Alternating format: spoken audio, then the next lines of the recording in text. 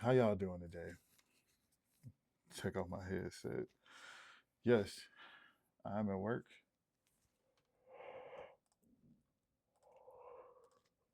Yes, I yawn like always. Yes, this is a different angle. I don't really like showing this angle. I actually try to hide my mouth as much as possible due to me needing some dental work, and I'm working on getting it done. Blah blah blah blah blah. Not sure when it's gonna happen. Yada yada yada. Maybe it never will. Maybe this is a thorn in my side that I have to bear with for the rest of my life. It's gonna be what it's gonna be. But what I did want to talk about is something that's been on my mind lately. I like giving context. I like telling stories and giving context on things. So I'm 320 pounds now. Beginning of 2026, I'm 320 pounds. Beginning of 2025, well, let me not say that. Yeah, roughly the beginning of 2025, I weighed 40 pounds more than I weigh now. So in 2025, I lost over 40 pounds, and I only spent like literally a third of that time working out. Most of it was mainly me eating better and doing things like that. And I had to have some surgery done on my legs that stopped me from doing it. Uh, to God be the glory. The surgery I had to have done on both of my legs put me in a position where I can walk better, especially with me being as heavy as I was. Had some changes with deaths in the family and things like that of that nature that really set me back and put me in a mindset to where I didn't want to do anything. It was just a lot going on to where I couldn't be consistent. Um, but I love talking to people about working out because I remember how hard I used to go in the paint, right? I remember how hard I used to work out. Like I used to be a beast when it came to working out um years ago. So I can't say years ago. But yesterday, as I'm really starting to get back in the habit of working out, um, I'm thinking about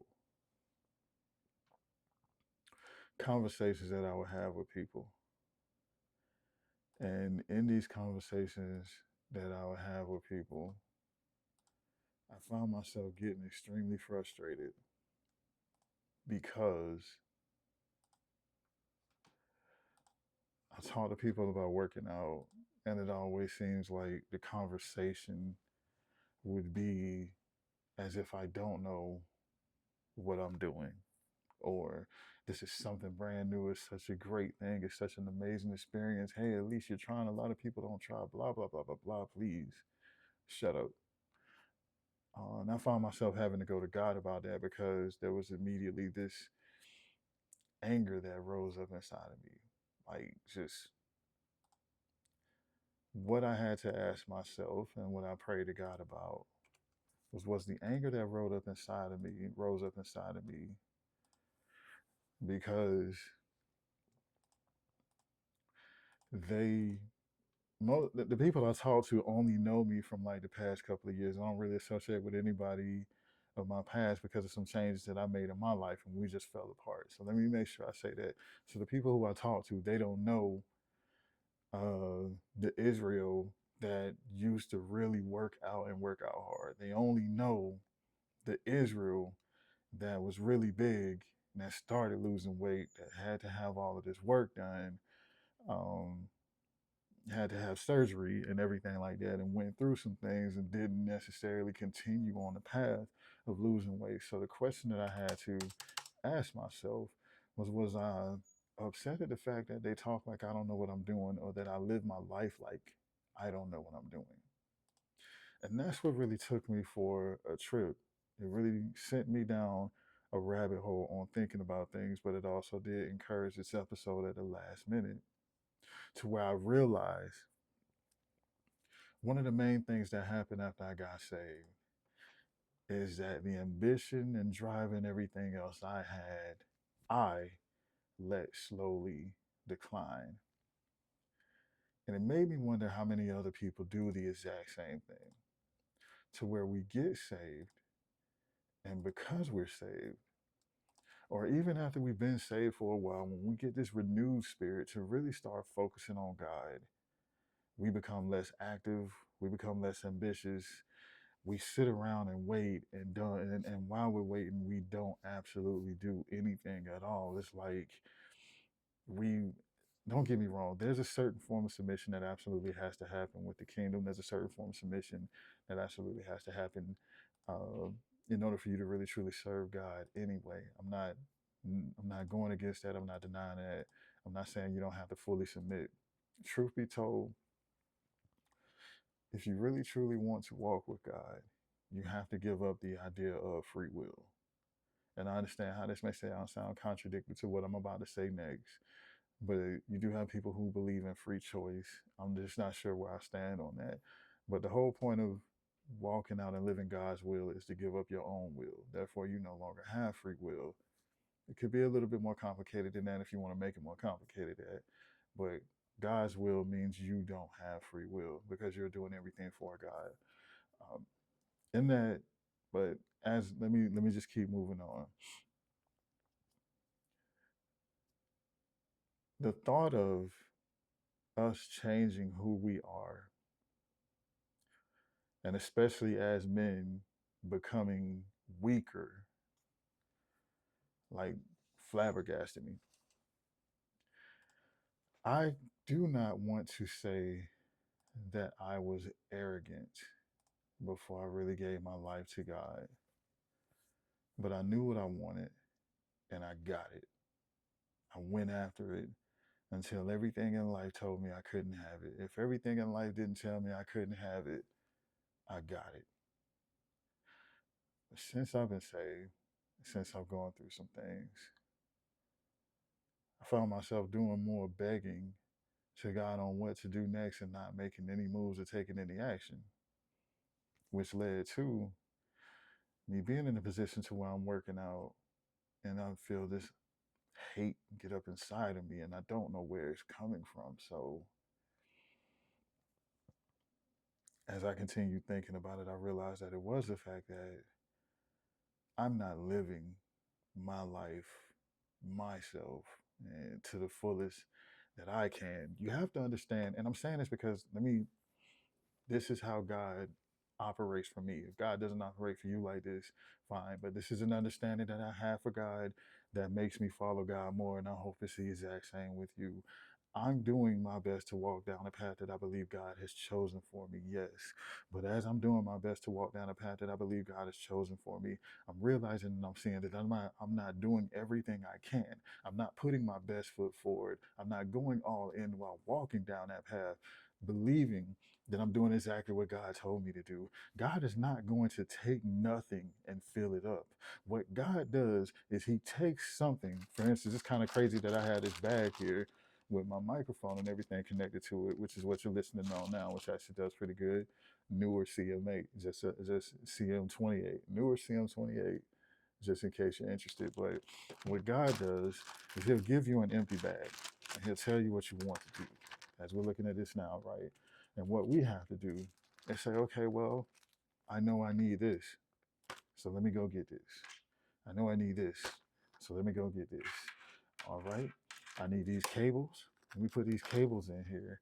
And as we're putting stuff in there upon our own accord that we can do on our own, what God then says is like, yes, you've done everything you can. Now let me do what I could do. Let me give you the main piece that you need. Let me give you the source of everything that's going to connect it together. Boom. That's how we walk in the overflow, is when we actually start filling up the bag on our own while we're walking down the path, putting our best foot forward, leaving no crumbs on the table. But what we tend to do, and what I saw myself doing, was this, to where God gave me an empty bag, and I'm sitting up here the whole time, like, Lord, help me fill it. Lord, help me fill it. Lord, help me fill it. And while I'm asking for God to help me fill it, I'm seeing cables. I'm seeing cat, whatever they call it for the microphone to make it sound softer, everything like that. I'm seeing other pieces to the puzzle that I need, and I'm not picking it up because I'm more focused on a major piece. I'm focused on this. I'm waiting on that big major blessing that's gonna knock my socks off, or that big major breakthrough that's gonna knock my socks off, and not even understanding that I cannot get to this, which is the main component that I need to take me to another level without me first walking and picking up all of this stuff in the process. And I just drop one of my cables. Please forgive me about that. But so I'm saying that to basically say to you, as this episode may be shorter than normal, I'm saying that to basically say to you, sit back and think about who you were before you got saved. If nothing changed about you and you really stayed yourself and just let God put you in a position to where He evolved who you were, I applaud you. I really do. But if you are someone like me who got saved and slowly but surely became so dependent on God that you did not do anything on your own, therefore God cannot do anything with you, then let's get back to the point to where we are giving God something to work with. I told a friend of mine, God cannot bless nothing, just like I'm saying now. But I told a friend of mine who really wants to be a producer of sorts. He really wants to be a producer. He's always wanted to be a producer. He's been wanting to be a producer for a very long time. And what I told him was this, is I said, God can't bless a business if you ain't treating it like a business. If you're not making the steps necessarily for God to bless you in that thing as a business, then you can't expect God to do anything. God helps those who help themselves. So if this has helped you in any way, like I wanted to add something else to it, but my mind went blank. But if this has helped you in any way, great. Um, I'm glad it has. If it hasn't, then that's all good too. Every word isn't for everybody. Um, but I do want you to go and get back to being the ambitious person, being the person who is going out after everything that they want and then letting God step in when you can do nothing else. Instead of being like you saw me earlier, sitting here with an empty bag, like most of us are, especially a lot of people who go to church. Most of us only go to church with an empty bag. Most of us go to church with an empty bag because we think going to church is all it's going to take to fill that empty bag. No. Going to church is very, very, very significant. Community, fellowship, a place to worship and get the word, all that is very, very, very significant. But the only way you can fill your own bag up is by doing the work yourself. Whatever it is you're waiting on God to step in and step up and show out on, you need to be doing the work yourself and picking up and doing what you can yourself. Then God will step in. But it's time to stop playing around and stop playing with God. It's time to take these things that we keep praying to God for seriously. Um, and to say this one more time, because I don't remember if I said it or not. So if I did say it, say it. I'm saying this one more time. You have to have faith in God, but you also have to have faith in yourself. It's actually a form of disobedience. If God told you you can do something and you do not believe that you can do it, or you are not already trying to walk in that authority of it being done. Anyway, it's your boy Israel coming at you with Obedience, Faith, and Discernment's Thursday episode, looking at things through the gospel lens. I will see you Sunday where we will go over the second commandment. The second commandment kind of intertwines with the first, and I'm looking forward to that. But I'll see you Sunday, 6 p.m. for the second commandment. Peace.